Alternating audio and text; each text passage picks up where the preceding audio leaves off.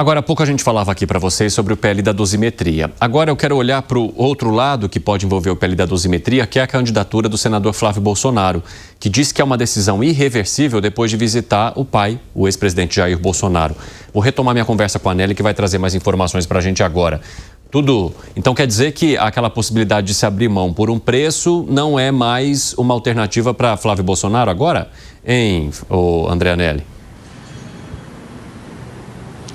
Exatamente isso. Nas palavras de Flávio Bolsonaro, né, Evandro, a candidatura dele à presidência da República em 2026 é para valer. Essas declarações foram dadas logo depois de um encontro que Flávio Bolsonaro teve mais cedo, hoje, na sede da Superintendência da Polícia Federal Regional aqui de Brasília, onde Jair Bolsonaro encontra-se preso desde o último dia 22, naquele âmbito, então, da tentativa de golpe de Estado, mas mais do que isso também preso até mesmo antes, por conta da tentativa de rompimento da tornozeleira eletrônica que era usada para monitorá-lo na prisão domiciliar. Flávio Bolsonaro fez essa reunião com o Jair Bolsonaro justamente menos de 12 horas depois de o senador ter recebido na casa dele. Nós acompanhamos ontem essa reunião.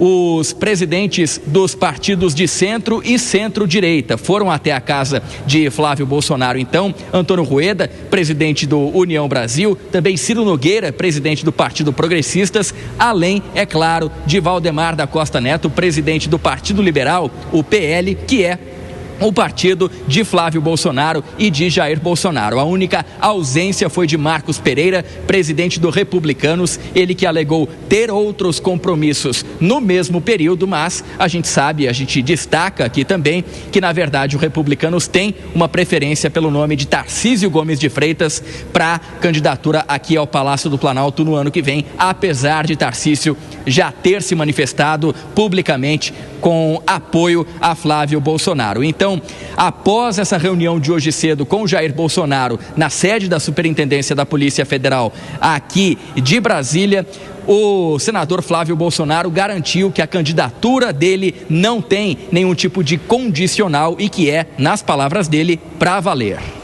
Essa candidatura é irreversível, palavras dele, não vamos voltar atrás, vamos seguir em frente e a partir de agora é a gente conversando com as pessoas para terem as pessoas certas do nosso lado, os especialistas em algumas áreas com quem eu já estou conversando. Ele me deu algumas sugestões de quem procurar, de quem falar, pediu para agradecer ao governador Tarcísio pela fala dele, que ele conseguiu acompanhar aqui da televisão, que ele tem acesso à TV aberta. Eu também quero de público aqui agradecer o posicionamento do governador Tarcísio e a gente vai estar mais junto do que nunca.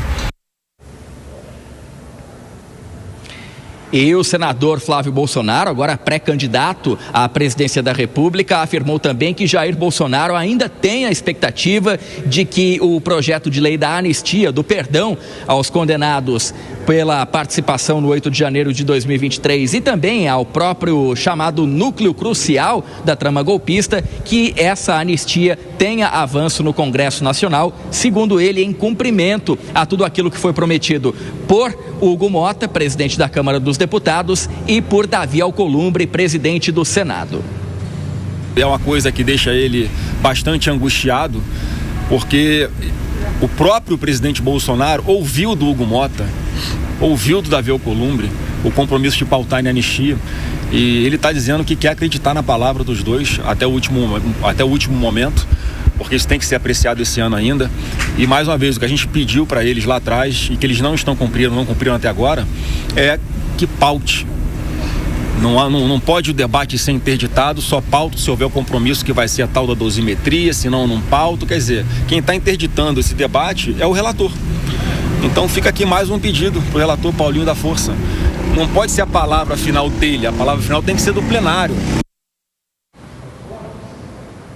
Apesar de todo esse apelo, conforme a gente já vem noticiando aqui ao longo da programação da Jovem Pan, o que está pautado para essa terça-feira é justamente então o projeto de lei da dosimetria, que não anistia, mas sim possivelmente reduz as penas aos participantes dos atos do dia 8 de janeiro e que pode beneficiar também o chamado núcleo crucial da trama golpista. Evandro. Beleza, André Anelli, muito obrigado pelas informações, um abraço para você. Vamos arrematar toda essa história agora envolvendo, então, o senador Flávio Bolsonaro, que tem mexido com as placas tectônicas políticas desde a última sexta-feira, com o seu vai e vem diante da candidatura para 2026. Zé Maria Trindade, durante o fim de semana, pela fala de Flávio Bolsonaro, o que a gente compreendeu é que o abandono da candidatura teria um preço, e esse preço seria, na fala do próprio Flávio Bolsonaro, justiça para o seu pai e os condenados pelos atos golpistas no Supremo Tribunal Federal. Ou seja, ele deixaria provavelmente a candidatura se houvesse ali no Congresso Nacional uma sinalização dos partidos do Centrão e também do presidente da Câmara, Hugo Mota, de que eles pautariam a anistia. Pois bem, agora o PL da dosimetria, que deve ser pautado nessa terça-feira, segundo o presidente da Câmara, mas não uma anistia ampla e restrita, que é o que buscava Flávio Bolsonaro. Ou seja, a candidatura dele está à venda? Não está à venda? É uma decisão irreversível, como ele traz agora? Ou ela pode ser reversível a depender do que o Centrão oferecer para tentar buscar lá o Tarcísio de Freitas, que tem uma aceitação tanto dos partidos do Centrão quanto do mercado financeiro, dos empresários do país? O que está acontecendo, seu Zé? Você consegue organizar essa história para a gente aqui? Sim, olha, é o seguinte, o PL e o grupo do ex-presidente Jair Bolsonaro nunca desistiu da possibilidade de aprovar uma anistia, né? E existem três estratégias do grupo do ex-presidente Jair Bolsonaro, né, para tirá-lo da cadeia. Isso virou uma obsessão. E eu entendo o motivo desta obsessão. Nós estamos vivendo num país em que não é simples colocar alguém na cadeia, né? A gente vê saindo pela porta da frente aí pessoas que cometeram crimes horríveis. Então, há sim uma revolta, uma tentativa. Conversei com 3 integrantes do PL de primeira linha que dizem que uma das possibilidades é esta, do plenário. Ou seja, o PL vai apresentar uma emenda ao projeto do Paulinho da Força e aí cabe ao PL colocar votos e aí tem que colocar maioria, né? Porque vai fazer um destaque para a votação em separado. Esse DVS tem que ter maioria, ou seja, o partido apresenta e tem que bancar, ou seja, tem que mudar o texto do Paulinho. Como é que funciona? É aquela história, apresenta o texto, o presidente fala assim, permaneça como estão, quem quer aprovar, permaneça como estão. Levanta a mão e tal e pede verificação, tal, não, aprovado. Aprovado o texto principal, ressalvados os destaques e emendas. E é por aí que vai entrar o PL. Quer dizer, aprova o texto e aí aprova as emendas. E é preciso ter voto, eu não acho fácil. Mas também, né, a gente sabe como é que funciona esse plenário da Câmara dos Deputados, pode mudar absolutamente tudo. Então, o Hugo Mota cumpriu uma promessa que foi citada aí por Flávio Bolsonaro, do pai dele, né, de colocar em votação. Eu me lembro dessa promessa. Colocar em votação, e isso não significa ir atrás de votos. Ele vai cumprir, vai colocar em votação, PL apresenta a emenda, um destaque para votar em separado, DVS, e aí esse destaque, isso aí, tá. Isso é uma situação. A outra é a política. Há no grupo do ex-presidente Jair Bolsonaro uma ideia de que se não houver um nome Bolsonaro na chapa presidencial, aí pode acontecer de uma erosão desse capital político, dessa grande herança Bolsonaro para outros, né? Por exemplo, se for o Tarcísio, imediatamente o Tarcísio passa a ser esse representante. Então, para o grupo Bolsonaro, mesmo perdendo, para o grupo é melhor que apresente um candidato. Eu acho que eles têm o direito de fazer isso. Não é bom, é contraproducente isso aí, porque divide a direita, mas quem tem voto, quem tem apelo popular é o grupo do ex-presidente Jair Bolsonaro. Não adianta, e todos sabem disso. Veja o que fez o governador de São Paulo para ir atrás destes votos, né? Passou ali da divisa. Exatamente, Zé Maria Trindade. E aí, Bruno Musa, eu quero falar contigo sobre esse movimento do mercado, que tem sido visto como um ente que quer Tarcísio de Freitas à frente da candidatura para a direita em 2026. Mas ainda dá tempo de, por exemplo, no caso de uma manutenção da candidatura, que é o que Flávio Bolsonaro diz agora, também alinhar com esse mercado, com esses empresários, a possibilidade de um apoio lá em 2026, se eles conseguirem enxergar que talvez ele tenha competitividade com o presidente da República? Como eu falei, Evandro, eu acho que está realmente tudo em aberto. Acabou de sair uma matéria falando Flávio deve procurar mercado, mas só depois de ter equipe mais definida. De novo, eu acho que realmente está tudo em aberto. A candidatura pode prosperar, a candidatura pode morrer, Tarcísio pode deixar de ser candidato, pré-candidato, para passar a ser candidato ou não, ou vir a competir, concorrer aqui em São Paulo. Então, eu acho que realmente o processo de afunilamento, ele vai dizer isso até o mês de março, eu diria mais especificamente, tá? Com relação ao mercado que você falou, vamos lembrar, dar nome aos bois. O mercado somos todos nós. Por mais que você invista no mercado financeiro ou não, somos todos nós, agentes econômicos que trocamos aqui dinheiro por hora, por serviço, tudo isso afeta o mercado, ou o mercado responde a tudo isso. E o que o mercado olha? Previsibilidade. Previsibilidade de regras e, em última instância, Evandro, a responsabilidade fiscal.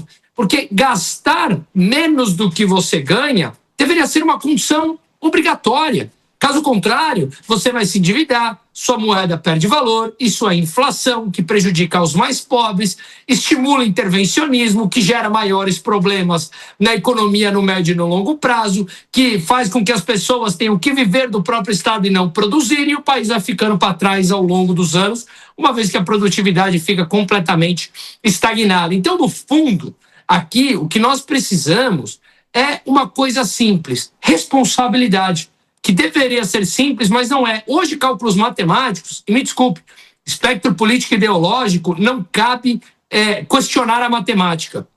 Matematicamente, para a tua dívida diminuir, você precisa ter hoje um superávit de 2,5% a 3% primário do PIB. 2,5% a 3% do PIB de superávit primário. Nós estamos com déficit de meio, sem contar os déficits, os gastos fora do orçamento, como nós já explicamos diversas vezes aqui. Então, o déficit supera e muito 1% do PIB, vai a quase 2% do PIB, contando os gastos parafiscais. Tá? Então, significa que essa matemática ela é perversa. E isso se traduz em uma deterioração do poder de compra. Então, o que nós estamos olhando? Simples. Responsabilidade. Sabe aquilo que nós aprendemos em casa, deveremos aprender? Não gaste mais do que você tem. Aqui se gasta muito mais do que tem de maneira estrutural. O mundo fez isso nos últimos anos. E agora nós estamos vendo um processo de reversão, processo pendular de voltar à média. Gastamos mais do que devíamos, a coisa começa a ficar feia, o pêndulo começa a cobrar e politicamente ou eu me adapto ou então eu estou fora do jogo. O mundo está passando por isso. Agora, o Fábio Piperno, o senador Flávio Bolsonaro diz que a manutenção da candidatura tem a ver com a força do nome. O sobrenome Bolsonaro hoje é maior do que Tarcísio de Freitas para uma possível candidatura.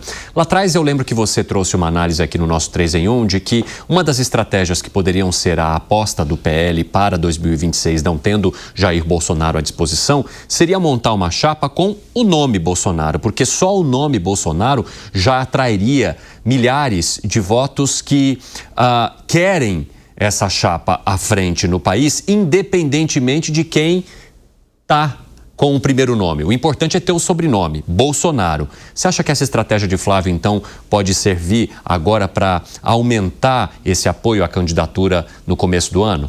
Bom, primeiramente a gente tem que entender qual é a versão do Flávio Bolsonaro que vale. Se é a do pré-candidato da semana passada ou do candidato à venda do final de semana. E ele mesmo que disse isso. Isso não é nenhuma maldade de ninguém, não. Ele disse que, né, enfim, a sua candidatura estava lá à venda e tal, né, daí a gente deduz que era uma moeda de troca para que fosse, inclusive, para que se tentasse emplacar esse projeto aí da anistia. E agora, nessa terça-feira, 9 de dezembro, é uma candidatura que, segundo ele, volta a valer, porque teria as bênçãos, o aval de seu pai. A questão é que, quando eu disse no começo do programa que cada vez mais o Centrão está rifando o nome Bolsonaro, é que o Centrão sabe fazer conta, entende muito de política. É óbvio que no campo da direita, individualmente, hoje, o sobrenome Bolsonaro ainda é muito maior do que qualquer um outro. Agora, não sei se isso vai ser a realidade de outubro do ano que vem, até porque é o seguinte: qualquer nome que ficar para o segundo turno contra o presidente Lula vai ter o apoio do presidente, enfim, do bolsonarismo. Agora, a recíproca não é verdadeira. O sobrenome Bolsonaro na cédula, no segundo turno, não quer dizer que automaticamente ele vai ter o apoio de porteira fechada de todos os demais.